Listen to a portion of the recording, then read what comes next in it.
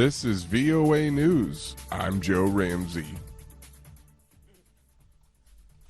Authorities in Nashville, the largest city in the U.S. southern state of Tennessee, says a shooter killed at least 3 children and 3 staffers at a school. AP correspondent Jackie Quinn reports. Police Chief John Drake says they're exploring possible motives. He says the 28-year-old shooter, who previously attended the Covenant Parochial School, had carefully prepared for this attack and left behind a manifesto. He says the suspect shot through a locked door to get in. You can hear gunfire going on as they're in the school. 2 of the responding police officers killed the shooter on the 2nd floor. The victims are 3 children and 3 staffers, including the leader of the school, identified as 60-year-old Catherine Kuntz. I'm Jackie Quinn.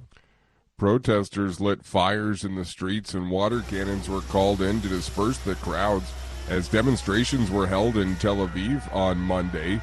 The rally was the latest in the 3 months of mass protests that have been held across Israel over Prime Minister Benjamin Netanyahu's contentious judicial overhaul plan. On Monday, Netanyahu announced he was delaying the plan, saying he wanted to avoid civil war by making time to seek a compromise with political opponents. The UN's atomic energy chief has warned Ukrainian President Volodymyr Zelensky that the perilous situation at Europe's largest nuclear plant, quote, isn't getting any better. International Atomic Energy Agency Director General Rafael Grossi met with Zelensky on Monday as relentless fighting in the area puts the Russian-held plant at risk of disaster.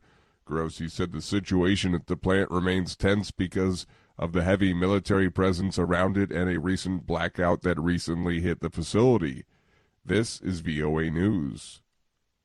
U.S. Vice President Kamala Harris was in Ghana on Monday for the first leg of a 3-nation African tour. Reuters correspondent David Doyle has more.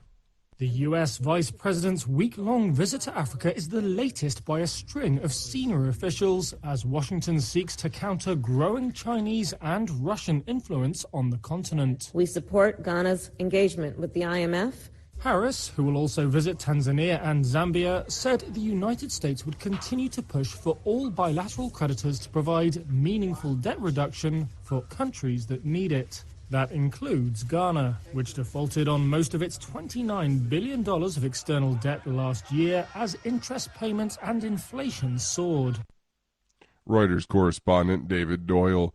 Nigerian authorities say a rehabilitation program for former Boko Haram fighters is helping weaken the group's fighting power. Timothy Obuza reports from Abuja.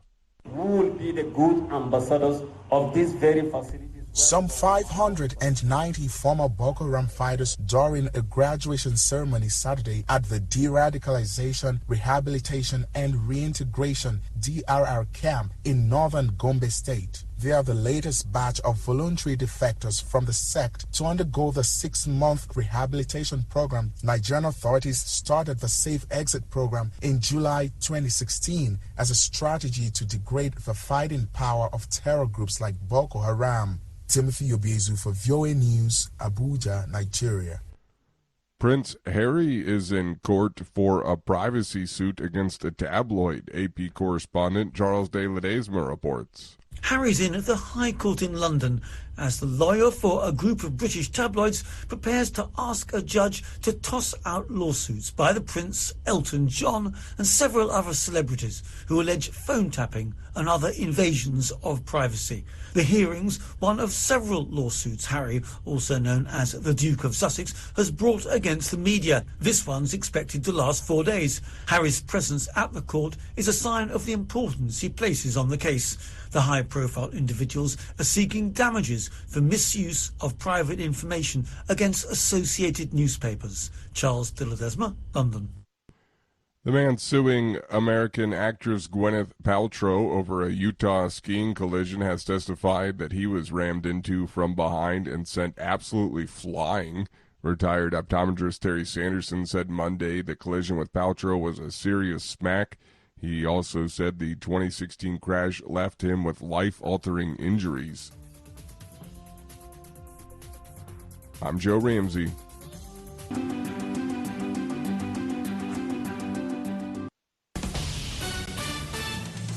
This is VOA News. I'm Joe Ramsey.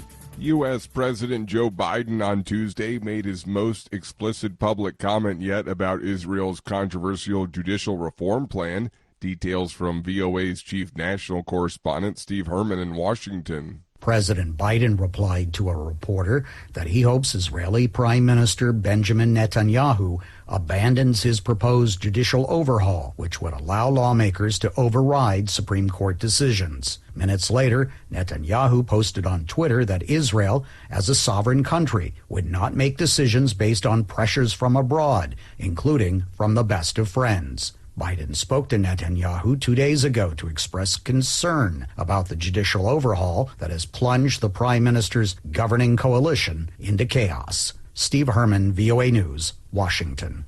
The day after a shooter opened fire in an elementary school in Nashville, the largest city in the U.S. southern state of Tennessee, killing 3 students and 3 adults, President Biden implored Congress to pass an assault weapons ban, saying he's done everything he can do within his own executive powers to enact stricter gun control measures. I can't do anything except plead with the Congress to act reasonably. Biden made the comments a day after 28-year-old Audrey Elizabeth Hale, a former student, shot through the doors of the private Christian elementary school and killed 6 people. At least 39 migrants from Central and South America died after a fire broke out late on Monday at a migrant detention center in the Mexican northern border city of Ciudad Juarez, apparently caused by a protest over deportations, officials said on Tuesday. Find more on our website, voanews.com, or follow us on the VOA mobile app. This is VOA News. Authorities in Malawi have deployed excavators to help locate dead bodies believed to be trapped under the rubble after Cyclone Freddy destroyed houses 2 weeks ago, killing hundreds and leaving over 500,000 people homeless. Lamek Messina reports for VOA from Blantyre. Government statistics show that Cyclone Freddy has so far killed nearly 600 people, with over 500 others still missing. Malawi President Lazarus Chakwera had earlier asked authorities to ensure that all those missing are accounted for. Cyclone Freddy also displaced hundreds of thousands of people in southern Malawi who are now sheltered in over 500 evacuation camps. Lamek Messina for VOA News, Blantyre, Malawi.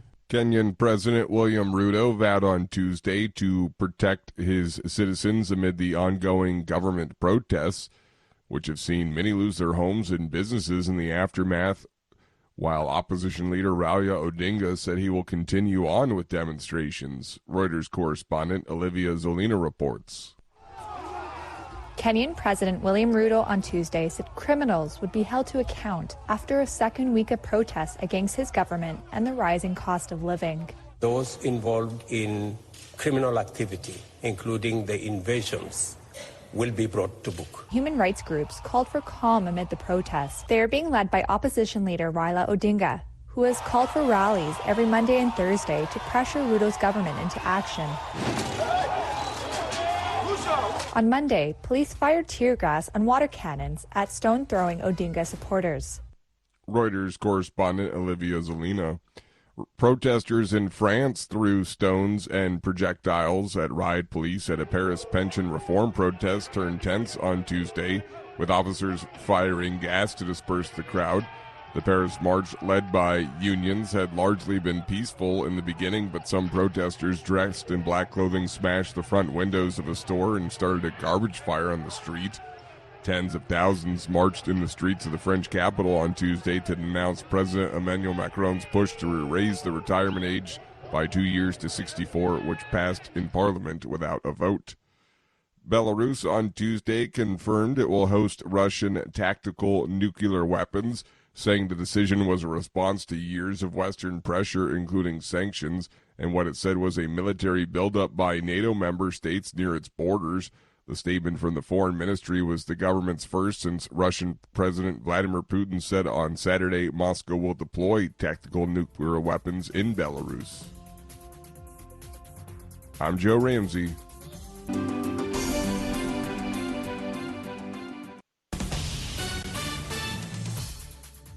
This is VOA News. I'm Marissa Melton. U.S. media sources are reporting a New York grand jury has voted to indict former U.S. President Donald Trump over hush money payments made to a porn star ahead of the 2016 election. A Trump lawyer said Thursday she was informed of the indictment. The Trump campaign immediately released a statement calling the investigation a witch hunt. A statement credited to Trump himself said, quote, "The Democrats have done the unthinkable, indicting a completely innocent person in an act of blatant election interference." VOA's chief national correspondent Steve Herman says the payment of the hush money is not necessarily illegal, but the extent of its influence on the election may be important. It's how that money was used in the sense of, did it have any connection to trying to influence the presidential campaign? The Manhattan District Attorney's Office has not yet commented on the development. The White House dismissed espionage charges against a Wall Street Journal reporter detained by Russia as ridiculous and unacceptable. White House Press Secretary Karine Jean-Pierre says the U.S. will go through a process to determine whether the reporter is wrongfully detained. He's being detained, and we have been very clear. There's no reason to believe that those charges are accurate. Earlier Thursday, Russian-American correspondent Evan Gershkovich was charged by Russia with spying. The Wall Street Journal denied the allegations and demanded the reporter's immediate release. A Moscow court has ordered him held in pretrial detention until May 29th. TASS state news agency said that he pleaded not guilty. And China on Thursday has called remarks by U.S. Treasury Secretary Janet Yellen irresponsible after Yellen said Beijing's lending activities leave developing countries trapped in debt. This is VOA News. U.S. Vice President Kamala Harris on Thursday pledged continuing cooperation with Tanzania as she met with the country's president, the only female head of state in Africa, in the middle of her first official visit to the continent. Tanzania's President Samia Suluhu Hassan took office when former President John Magufuli died in 2021. She's credited for rolling back some of his unpopular policies, such as his resistance to COVID-19 vaccinations, his ban on pregnant schoolgirls, and his limits on freedoms of expression. The United States will provide $560 million in bilateral assistance to Tanzania next year. And on Thursday, Harris said Washington will expand Tanzania's commercial engagement, work toward the delivery of battery-grade nickel from Tanzania to the United States and the global market as soon as 2026.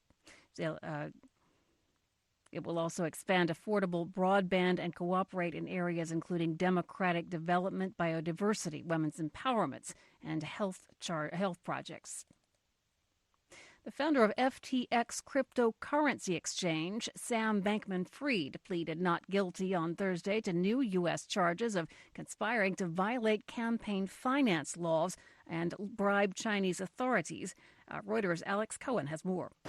Indicted FTX cryptocurrency exchange founder Sam Bankman-Fried fought his way through a throng of reporters as he arrived at a New York courthouse Thursday to face more charges. The 31-year-old pleaded not guilty to a new 13-count indictment accusing the disgraced crypto mogul of conspiring to violate campaign finance laws and bribing Chinese authorities. Bankman-Fried had previously pleaded not guilty to 8 counts of fraud and conspiracy for allegedly stealing billions in customer funds from his now-defunct FTX exchange to plug losses at his hedge fund Alameda Research. The new charges claim Bankman-Fried illicitly contributed tens of millions of dollars to U.S. political campaigns through straw donors.